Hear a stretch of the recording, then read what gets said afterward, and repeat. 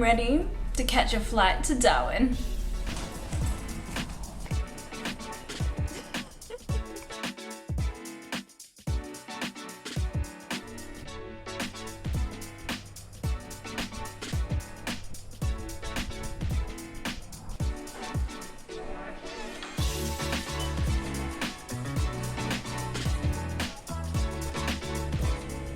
I grabbed a couple of things to make myself feel comfortable at the airport. While I was waiting for my flight, I found this fantastic little spot just to perch myself and look out over the airport. I got to watch the sunset. It was so nice.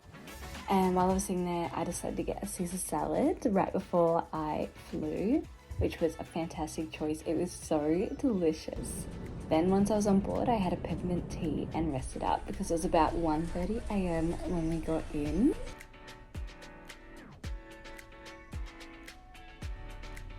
We got up bright and early the next day. I got myself ready and found this gorgeous little cafe nearby. It was walking distance from our hotel and it was called Roy's Patisserie. It was so gorgeous on the inside and the food was great too. We had a cold brew which was so yum. I don't have a lot of caffeine normally, but I did rate this. Then my friend also got a butter chicken burger and that was so yum, as well as my iced chai shake. I could not get enough of it. And I paired that with the Frenchie, which I have to show you what it really looked like because my camera did not do it justice here. Then we went for a bit of a walk, headed towards the Darwin waterfront.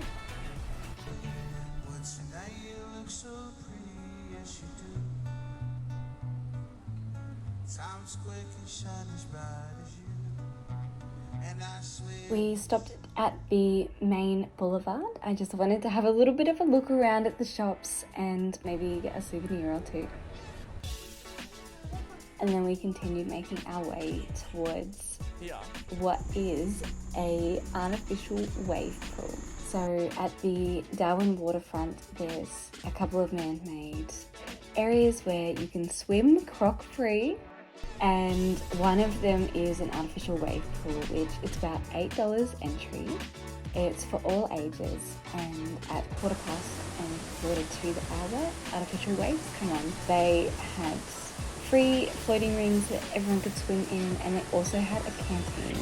Then we finished up the night by having a couple of beers and doing a face mask before bed. The next morning I set out by myself to find another cafe called the 1995. They were serving Padre coffee, which is a delicacy from Melbourne, and I loved this place. The artwork was incredible and I just really liked the aesthetic. It was perfect vibes for me curling up with a book.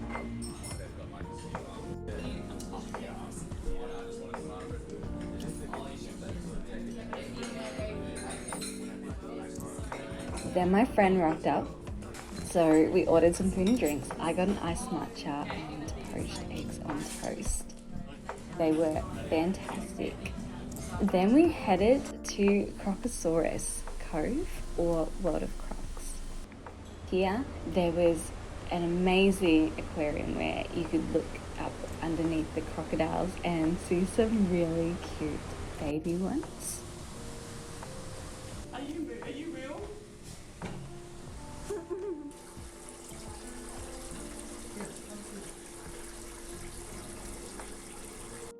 Then we went inside the enclosures where you can see an array of different reptiles.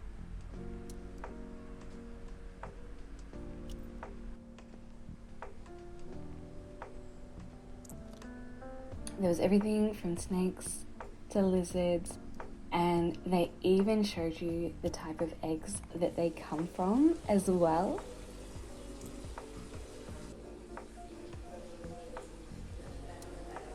It was just really cool and interesting to learn about all the different reptiles of Australia. Then we got to meet this little guy called Fluffy. He was so cute. But before long, it was time for me to swim with the crocs. The crocodile I'm getting in with today is called Baru. Baru is 800 kilos. Right, when you're ready, go for some dives. Check out Baru.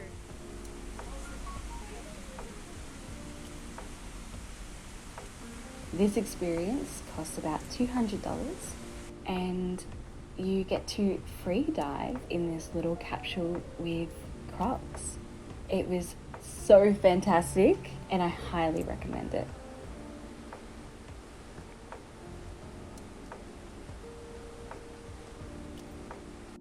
After a bit of free diving, they pull you out and it's time to give Baru a treat for all of his good behavior today.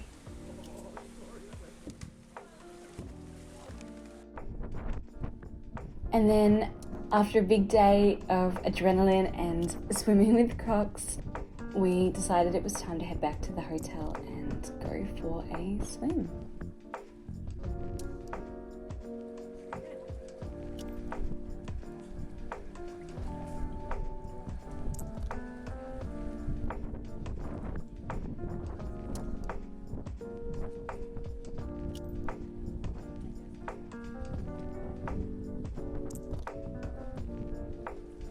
After a little while, I decided it was too windy for me and it was time to perch myself somewhere with my book.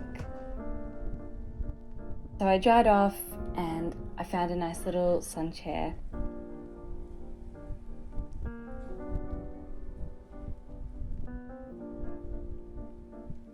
And plopped myself down ready to dig into this book, which has just had me enthralled.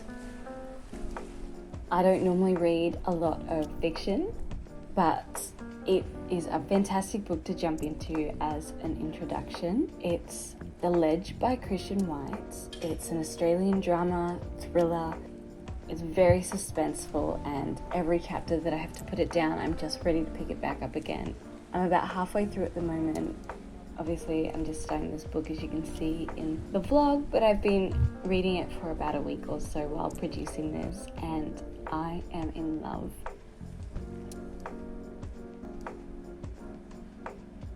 So I spent some time in the sun just reading, and then out of nowhere, it just starts pouring down rain. So torrential and heavy that we decided it was time to pack it in and go find somewhere for dinner. I ended up getting this beef brisket wonton soup from China Bar, which was also a walking distance from our hotel. Then, once we were back at the hotel, I decided it was the perfect opportunity to watch the sunset over Darwin from the poolside.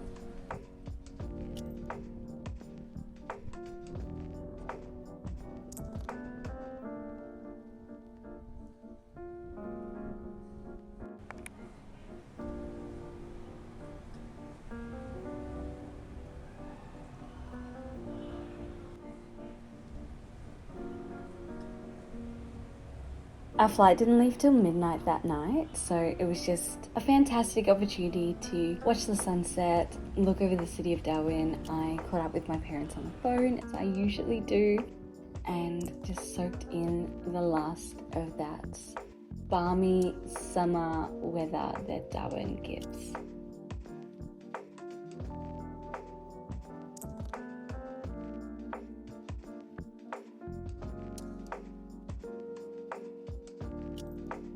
Before long, it was time to take a nap myself before jumping on the red-eye flight that was leaving at 12:55 a.m. Once I was on the plane, I strapped in for the long haul and we took off. Cabin crew seats for takeoff.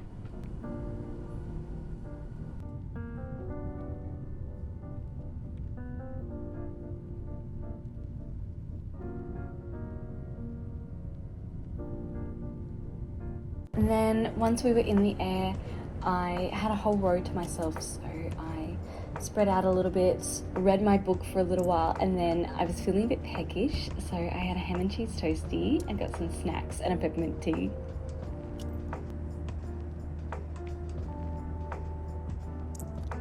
After a very long and sleepy red eye, I awoke to see the most gorgeous sunrise over Melbourne.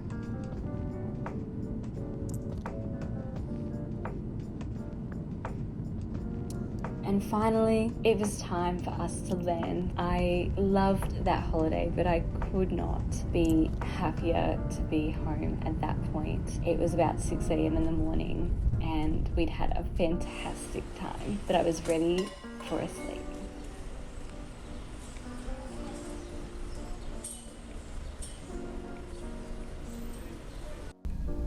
Hi, thanks for watching. Please watch this space, like and subscribe, and hopefully I'll see you somewhere soon.